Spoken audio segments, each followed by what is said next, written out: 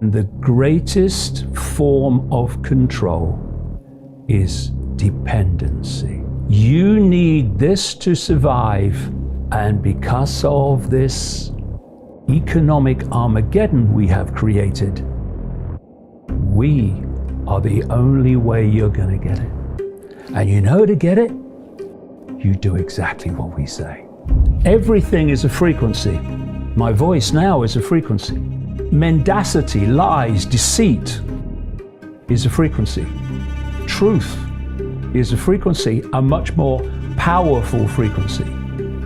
We are in the situation we are now because of mass human perception.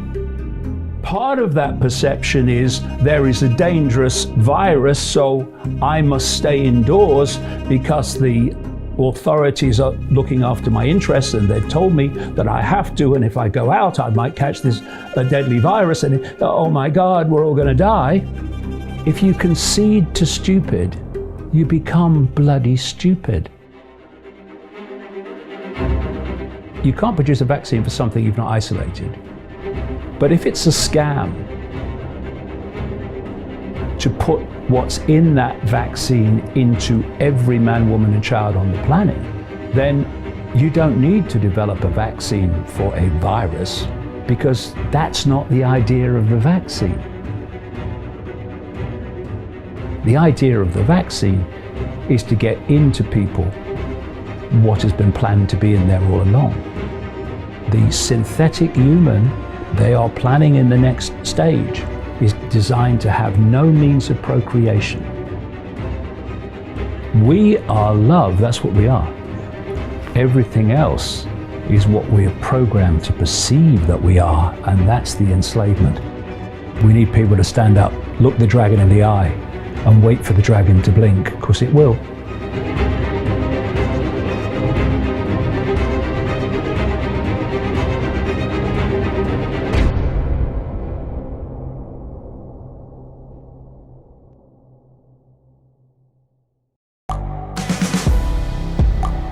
The world is changing. Inspiration is everywhere. It has never been so easy to connect, share, and bring people together. We're learning from others and finding the best in ourselves. Challenging our beliefs. Sharing our vulnerability. Overcoming our fears. Transforming ourselves so we can transform the world. How far can we go? This is London Real. I am Brian Rose. My guest today is... Hi, it's Brian Rose from London Real. You probably know that we've just recently been re-platformed on YouTube after 25 months completely in the dark. The truth is, I really need your help. What I really need you to do is click on that subscribe button right now, like this video, and maybe even leave a comment or share the link with friends. We're really fighting against an algorithm that's tried to keep us quiet for so long, and the more subscribers we have, the more people watch our content, the better guests we can bring you, the better content, and we can continue transforming lives. We've been doing this for 14 years now. I want to do this for another 14 years, but I really need your help. So click on that subscribe button, like the video, leave a comment, share this, and we're going to continue to bring you more and more great content. Thank you. This is London Real. I am Brian Rose. My guest today is David Icke, the English writer, broadcaster, and public speaker known since the 1990s as a professional conspiracy researcher, calling yourself a full-time investigator into who and what is really controlling the world. You are the author of over 21 books and have lectured in over 25 countries, speaking live for up to 10 hours to huge audiences, filling stadiums like Wembley Arena.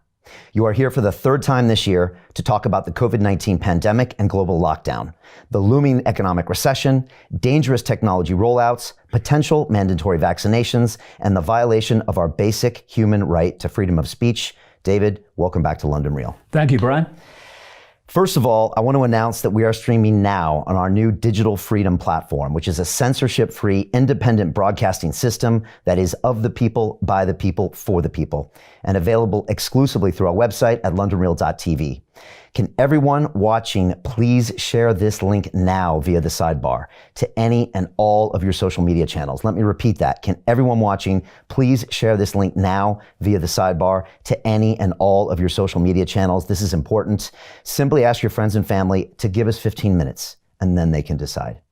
David, I pledge to you and everyone watching us that none of this conversation will be edited, censored, removed, or banned, and that anyone in the world can watch the full version of this episode free at londonreal.tv/live, thanks to the generous donations of over 25,000 people around the world, also known as the London Real Army. For anyone wanting to become a founding member of this digital freedom platform, you can visit londonreal.tv/freedom to donate and fight with us on the front lines to protect our human rights. Here at London Real, we've been a platform for free speech since 2011, and David, I'm excited to have you here today. I want to bring everyone up to speed on recent events, so I'm going to start there. 46 days ago, on March 18th, we broadcast Rose Icke 1, which was our first conversation of 2020, where I asked you to make sense of the early days of the coronavirus pandemic and global market crash, as the UK was not yet out of total lockdown. In this conversation, you spoke about your concept of problem, reaction, solution, you questioned the motives of the World Health Organization, and you warned of the looming Hunger Games society. This episode immediately went viral and was watched over 10 million times from people all around the world keen to learn a different narrative than that of the mainstream media and governments. Then, 27 days ago, on April 6th, we broadcast our second conversation of 2020, Rose Icke 2, via YouTube, that became the second biggest live stream in the world that day, only behind that of the President of the United States, Donald Trump. With 65,000 concurrent viewers and nearly 4 times the previous live stream, we expected this episode to reach 40 million views, making it the largest video podcast in human history. 30 minutes later, that live stream episode was deleted and banned on YouTube with no explanation and no communication. In that episode, you spoke of the COVID-19 misdiagnosis and the misclassification of deaths, further dangerous technology rollouts, the vaccine agenda, economic totalitarianism, and the weaponizing of fear. The next day, a BBC article broke the news, and our representatives at YouTube accused you of being a COVID-19 denier and subsequently deleted and banned an additional 10 of your videos and my personal vlogs from our YouTube channel. Instagram, Facebook, and Dropbox followed suit by deleting and banning more of our videos, and then London Real was completely deplatformed from LinkedIn and Vimeo without explanation. But we fought back and continued to host both episodes, Rose Icke 1 and Rose Icke 2, on our website to millions and millions of viewers, and we still do today, while also suffering very sophisticated malicious attacks on our technology platform. Next, the UK regulator Ofcom, who is also in charge of issuing 5G licenses in this country, censored the broadcast of Rose Icke 1 on London Live, which is a television channel we have provided content to for many years. Ofcom said, and I quote, "It risked causing significant harm to viewers." At this point, I had had enough, and I believe in the fundamental right to freedom of speech. So I decided we could no longer rely on any third party for broadcasting, and 11 days ago we began crowdfunding to create the Digital Freedom Platform, which has now raised over $1 million worldwide from over 25,000 people fighting for the right to free speech and freedom of the press. It's been an incredible vote of confidence in what we're doing. Then, 2 days ago on May 1st, you were completely deplatformed from Facebook for publishing, quote, health misinformation that could cause physical harm, unquote. You responded by saying, the funny thing about fascism is that it's so predictable. Yesterday, on May 2nd, you were completely deplatformed from YouTube because, quote, YouTube has clear policies prohibiting any content that disputes the existence and transmission of COVID-19 as described by the WHO and NHS. Your channel had more than 900,000 subscribers at the time it was removed. Which brings us to today, May 3rd, Rose Icke 3, which is being live streamed now to over 1 million people on our new Digital Freedom platform. Again, to everyone watching, please take a few seconds right now and share this link via the sidebar to any and all of your social media channels. Simply ask your friends and family, give us 15 minutes, then they can decide. David, I'll be honest, these past 3 weeks have been some of the most challenging in my entire life. My reputation has been questioned, my business is under threat, and my human rights are being taken away from me every single day. but it's also been the most empowering time of my life. I got millions of people from around the world rising up and voicing their support. And as a result, I've never been so steadfast in my convictions for the basic fundamental right of freedom of speech and freedom of the press. And that's why we are here broadcasting today. David, I want to thank you for 30 years of tireless work and for your own conviction to fight on. And now I've got one question for you. Where do we begin? Well, welcome to my world, Brian. And before I say anything, I think what you and your team have done is absolutely magnificent, because the cutting edge, as I know from 30 years of trying to be there, is a very lonely place, and it's the point of the arrow, so there's not many people there. And to do that, to be there, you have to, first of all, have a constantly open mind to information, but you have to have a backbone that won't vibrate. One that says, I'm going to stand up for what I believe to be right. And no matter what is thrown at me, I will go on standing up for what I believe to be right. Because I'm not going to stand here, sit here, and start going off defending myself. Oh, don't say that about me. How you could say that about me? I couldn't care less what you say about me. Boom, boom, boom. And let them worry about me. And 30 years of my life has been kind of leading to this moment, certainly leading to this time. And I said to you in the last interview, and some people might have thought it was a bit of bravado, I said, I'm more powerful than them, and they know it. And within minutes of the interview ending, they were proving me right. Here they are, this cult that I will explain, that control the mainstream media. My God, has that been any more obvious than in the last few weeks? They control Silicon Valley. They own Silicon Valley. They own the corporations. They own the banking system. And yet, one interview with one guy, and this all-powerful, we're in control, omnipotent, all-powerful force is running around like someone shouting, fire! Gotta take him off this, take him off that, take him off this, take him off the other. And what are they saying, Brian? They're saying, you're more powerful, one man, than we are. And so we have to stop what you're saying getting to people, because we know the consequences for us of that happening. And, you know, everything is a frequency. My voice now is a frequency. And mendacity, lies, deceit is a frequency. Truth is a frequency, a much more powerful frequency. And they know the power of the truth circulating because people resonate with it. And so if they are going to pull off what we're unfolding now, what we're experiencing now, and they are going to control billions of people, they have to control their perception. They have to. We are in the situation we are now because of mass human perception. Part of that perception is there is a dangerous virus, so I must stay indoors because the authorities are looking after my interests and they've told me that I have to, and if I go out I might catch this deadly virus and oh my God, we're all going to die. And that perception allows vast numbers of people to concede their uniqueness, to concede their freedom, and to sit in their house under house arrest, being told what to do by a handful of people. And the other perception is I can see there's something not right here, but what are the consequences of me saying so or taking this on and challenging it? And that perception of what are the consequences for me means that lots of people who have realized something's not right, my God, is it not right? We'll get into that, also sit under house arrest. And those two perceptions,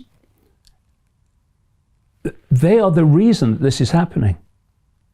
Because when you break down the number of people behind this in each country and globally, it is tiny. I'm going to explain how that's possible. And yet there are getting on for 8 billion people. There are 66 million people in Britain. The number of people that are locking down Britain are tiny. It's perception and fear of consequences that are making this all possible and are destroying the independent livelihoods of billions of people. And the greatest form of control is dependency. You need this to survive, and because of this economic Armageddon we have created, we are the only way you're going to get it. And you know, to get it, you do exactly what we say. And that's the dynamic that we have shifted into in a matter of weeks. We need to come out of denial and realize that we are now living in a global version of Nazi Germany. No, they don't have the jackboots. No, they don't have a silly mustache. But the structure is the same. A tiny few people dictating to everyone else. And we will have a lot of people watching here, Brian, who will be new to this. And I'm kind of pretty much in a position now to go through a sequence of events and background manipulation that will explain in very simple terms how a tiny few people have pulled off a fake pandemic with no virus and convinced vast numbers of people that there is a virus and they are in danger. Because and giving up their freedom is essential to their survival. And most people have a hard time to even conceive that there might not be a virus because they see the pictures of New York City. They see the pictures of the ICU. They see the numbers on the newspaper. They see the president talking about it. So most people would say, David, there's obviously something happening. Oh, there's something happening, and there are people dying. But the shocking, he said, what? Can all be explained, and I will today, in very simple terms. But just some quick background for people new to this, because there's some background that is essential to understanding how this was pulled off. First of all, for much of the last 30 years, in my books, I have been pointing out that there is I call it the cult. There is a global network that works through secret societies and literally satanic groups that has a structure in place, which I'm going to describe. It's so simple. It has to be, or it wouldn't work. To dictate from a central point down into even local communities. the first thing to get across, and as I explain this, current events are going to become very crystal clear in terms of why they're happening, is where does this cult want to take human society?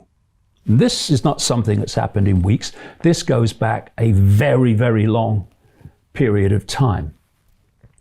This is why people like Aldous Huxley in Brave New World and George Orwell in 1984 were able to predict current events, because this has been in the planning for a very, very long time. And if you can access that inner sanctum, if you like, where this plan is being projected from, you can predict the future real simple.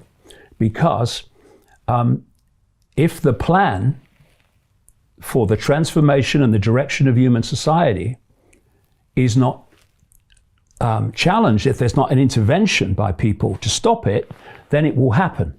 And so by predicting what the plan is, you're predicting the future, because the plan is going to play out unless we intervene. And it is playing out, and current events are a massive advancement of it playing out.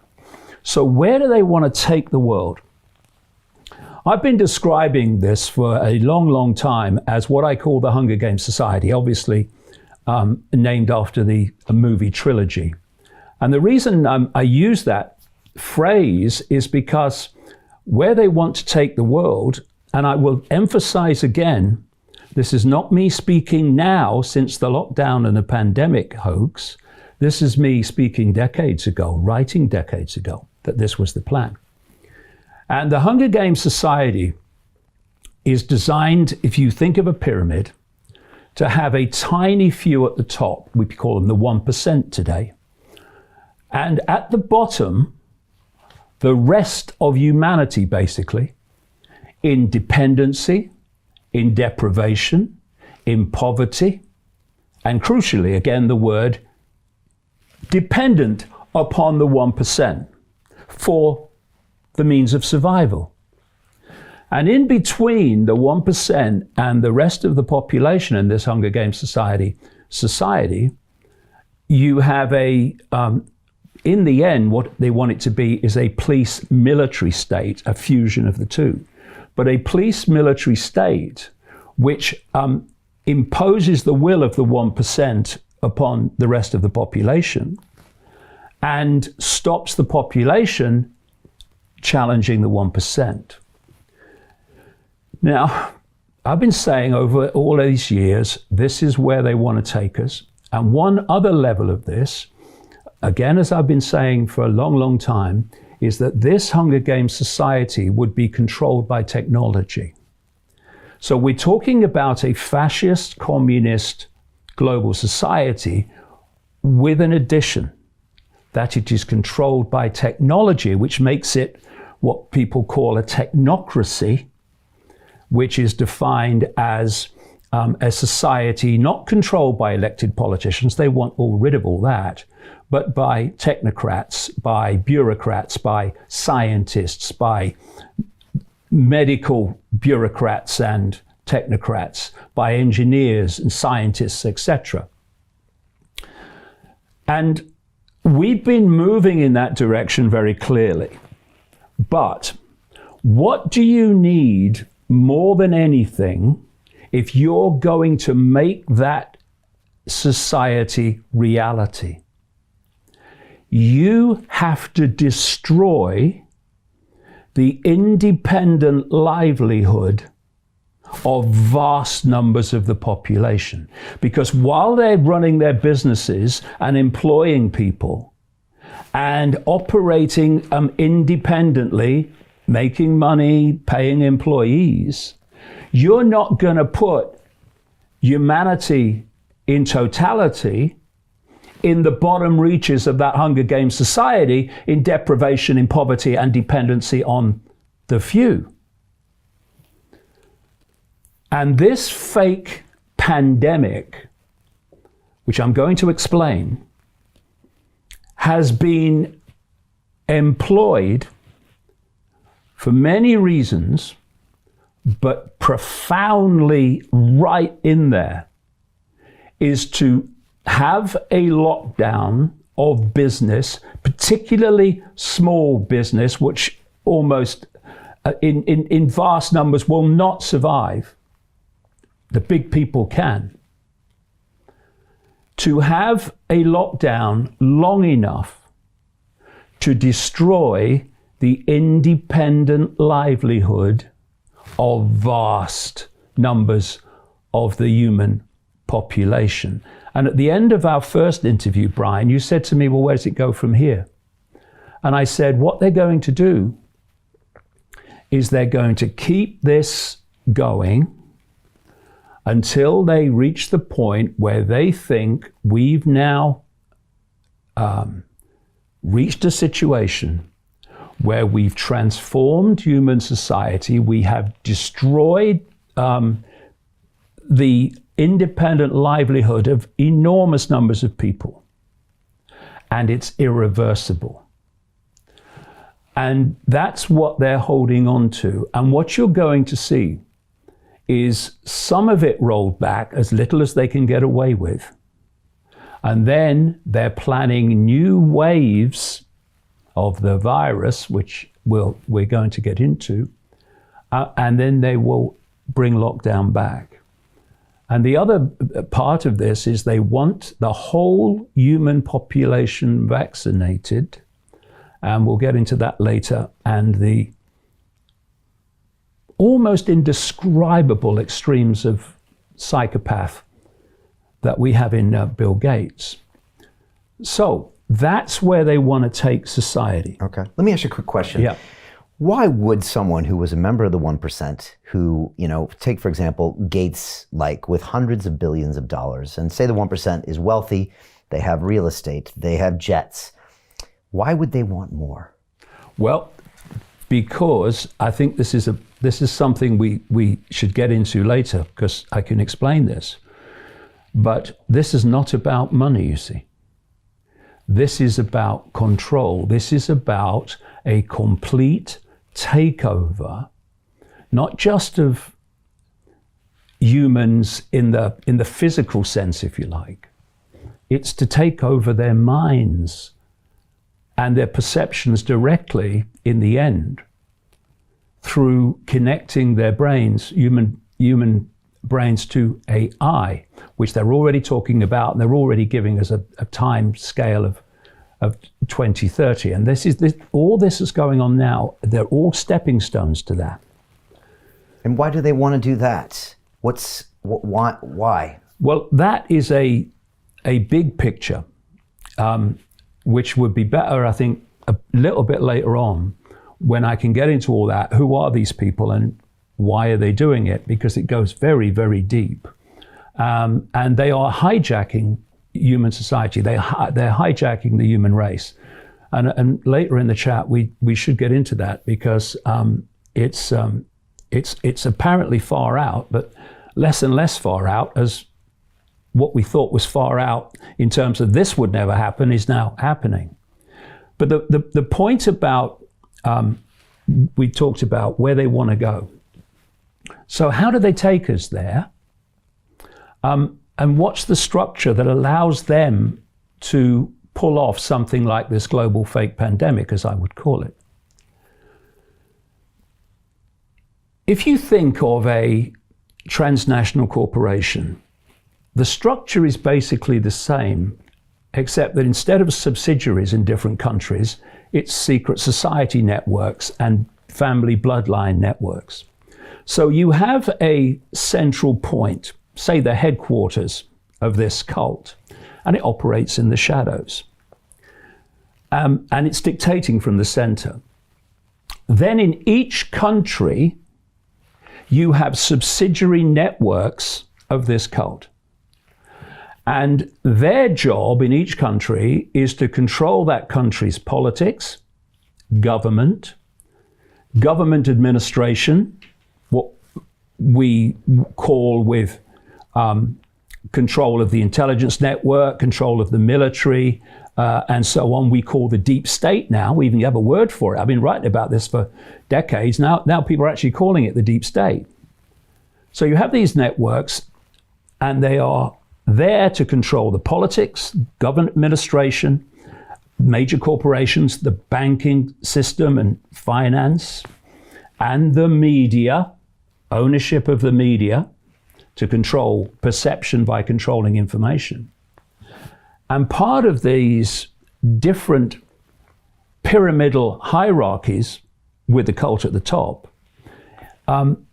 include control of the medical systems in each country, control of health systems, control of the big pharmaceutical cartel, mainstream medicine arena. So this is going on in every country, with the central point, I call it the spider, dictating, just like a transnational corporation dictates to its subsidiaries, and they're all working to the same agenda, the same blueprint. And there's two mass mind control, mass mind perceptual manipulation techniques that this cult uses to advance its agenda. One I called a long time ago problem, reaction, solution, where you covertly create a problem, you get your unquestioning media, have we seen that or not in the last few weeks, to tell the public the version of that problem you want them to believe, and you want the public to be saying in a state of fear and anxiety or outrage, something must be done, what are they going to do about it? And then those who've covertly created the problem and got that reaction then openly offer the solutions to the problems they've covertly created and blame someone else for. And there's another version of that, which I have called no problem reaction solution. That's where you don't need a real problem, you need the perception of one. Weapons of mass destruction in Iraq. There was a no problem reaction solution to justify the invasion with all its ongoing consequences of Iraq. There's a no problem reaction solution called human caused climate change, which, when you break down the facts as opposed to the propaganda, is absolutely unsupportable. And then we come to current events and a colossal, of historic, unprecedented proportions, no problem reaction solution, the global pandemic. So with that background, how have they pulled it off? Well, I go back to the fact that each country has its own subsidiary network of the cult, whose job is to impose the will of the cult centrally dictated. And therefore, these different subsidiaries can work as one unit when, to the public, they're different countries, there are borders, there are different races and political systems. Actually, at the cult level, there are no borders. This is vital to understand. Something else I've been saying for decades before this started is the blueprint for the global Orwellian fascist society, the technocracy, is China. I said what they are doing and what they've done, this has been in my books for years, they have had a fierce, vicious dictatorship in China for a long period. This means, unlike in the West, where until now, no longer, they've had to pay lip service to freedom and democracy and all that stuff. In China, what we want, we're bloody doing. And so they've been able, through simple imposition, to create and incubate the very society that this cult wants globally. And China is a technocracy. It's run by technology and by technocrats, to the point where there are millions of face recognition cameras in Chinese cities, and as documentaries have shown, they could find almost anyone in minutes through this real-time face recognition system. It is, in China, what they want the world to be. Now, here's a question. What has the West become since this pandemic was launched? It has become increasingly China. That has been the plan all along. And where did this pandemic start? China. So let's start there. We're in Wuhan. Wuhan, like northern Italy, which was the center of their pandemic, is notorious for extraordinary levels of toxic air. It has, as a result of that, enormous amounts of respiratory lung disease, breathing the stuff in. So suddenly people start getting taken ill, about just under 200 people in Wuhan, and they connected at first to a wet market and stuff, strange things that they eat. But as Dr. Andrew Kaufman, who you, of course, interviewed this week, and I've been quoting for a long time, an absolutely forensic medical researcher who goes back to original papers and reads them, not secondhand. As he's pointed out, the Chinese authorities, I say, this cult network, looked at these people that were taken ill, and they decided on no evidence, no scientific proof, that the cause of it was a virus. And what they did was take fluid from the lungs, I think it was about 7 people, and they looked at what they could find in it. And they found a genetic code, what they call an RNA genetic code, not a virus.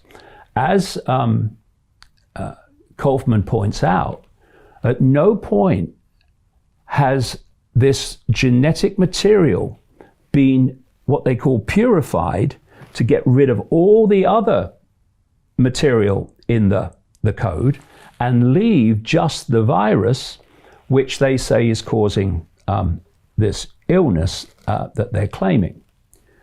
And they could do it through a filtration process. They did not do it. And the point about this genetic material is it's found in vast numbers of people.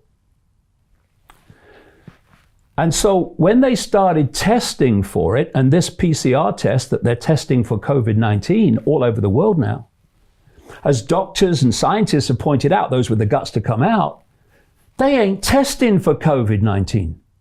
They're testing for this genetic material that's found in loads of bodies, people's bodies. That's why so many are testing positive. They're not testing positive for a virus.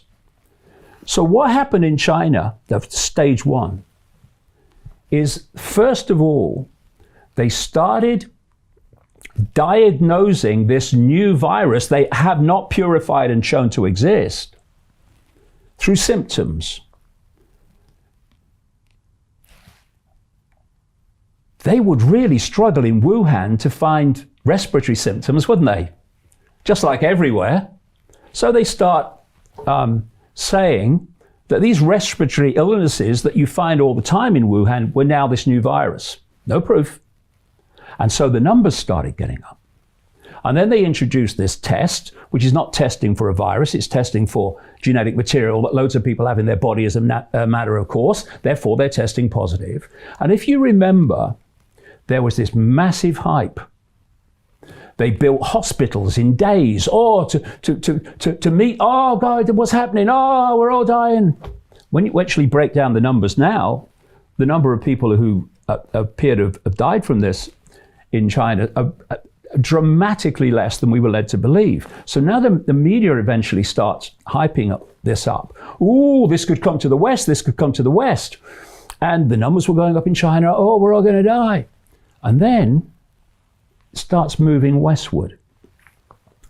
And this is the key to understand. This is the key to the whole scam. The Chinese reaction to this virus was a draconian, merciless lockdown. People locked in their homes where they starved, it seems. People pulled off the street. There was this draconian lockdown. And then what happened? Suddenly, the figures start to fall. Just as this thing is moving into the West, or we told it is, the figures start to fall. Now, if you don't have a virus, but you are giving the impression that there's one through symptom diagnosis and a test that's absolutely useless and not testing for a virus, then you have control of the figures. You know, people have said to me in the alternative media, well, why would they not have a virus? Why wouldn't they just release a bioweapon, right? Well, if you release a virus that actually is real and it is deadly, well, immediately you release it, you lost control of it. And you have the potential of taking out lots of people you don't want taking out. Because although there's a tiny number of you at the core, you're relying on lots of compartmentalized people in the system to impose your will on society. You don't want to take them out. You lose control of it.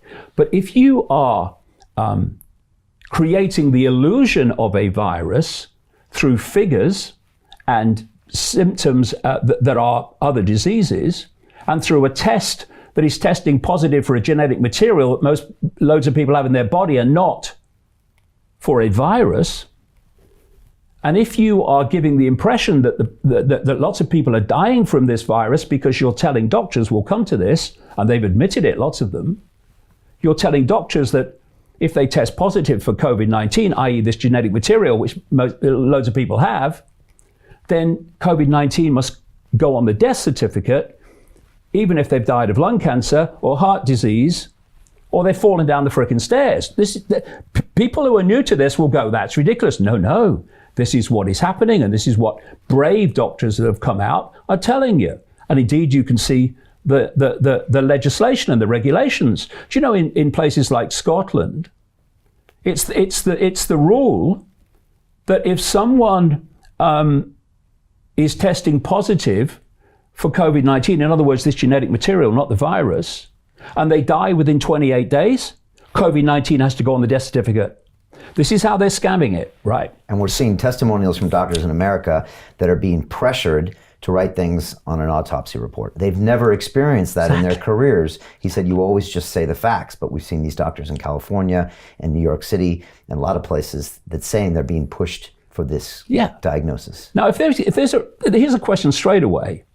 If there is a real virus, why do you have to fix the figures on the unbelievable monumental scale that they have? You don't.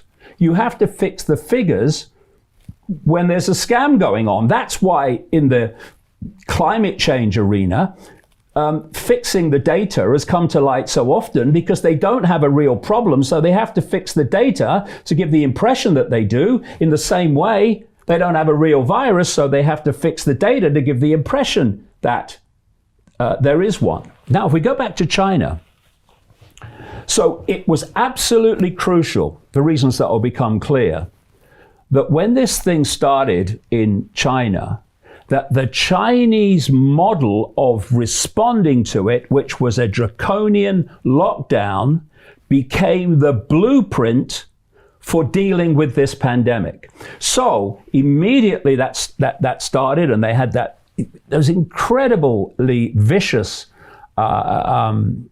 impositions by the Chinese fascist government. Immediately, the World Health Organization came out, and this guy Tedros, who's been on the payroll of Gates for a long time, the Director General, said, China has shown how you deal with it. And the World Health Organization is owned by Bill Gates. He's the second biggest funder, second only to the government of the United States. And again, if you think of this global web and all the different subsidiaries, the World Health Organization is one of this cult's fronts. It was created by the Rockefeller family.